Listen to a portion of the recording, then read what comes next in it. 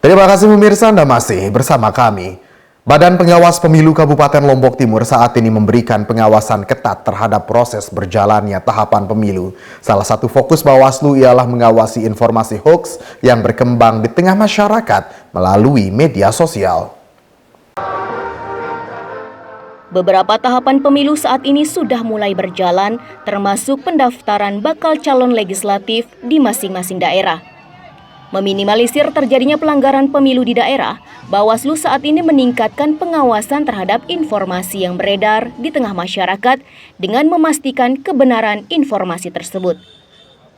Informasi yang beredar melalui media sosial diharapkan dapat membantu pemilih mendapatkan informasi terbaru dengan sumber yang terpercaya. Selain itu, informasi hoaks bisa mengganggu ketertiban dan keamanan masyarakat. Meminimalisir hal tersebut, Bawaslu gencar melakukan sosialisasi untuk tidak memproduksi berita hoaks ataupun membagikan berita tersebut tanpa mempertimbangkan kebenarannya. Peran media maupun pegiat sosial diharapkan berperan aktif memberikan informasi hoaks tersebut kepada Bawaslu untuk segera ditindaklanjuti.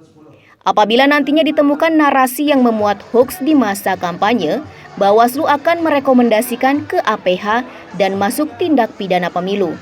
Namun apabila admin yang melakukan, maka akun tersebut akan diblokir. Fokus pengawasan Bawaslu tidak hanya informasi hoaks, namun juga hasil verifikasi bakal calon legislatif, baik itu data di Silon maupun KPU. Selain itu, dalam waktu dekat, KPU juga akan melakukan pleno penetapan pemilih tetap berdasarkan hasil daftar pemilih sementara hasil perbaikan. Dari DPSHP tersebut, Bawaslu akan menganalisis secara seksama terkait nama-nama pemilih sesuai dengan hasil rekomendasi pertemuan penetapan DPSHP tersebut.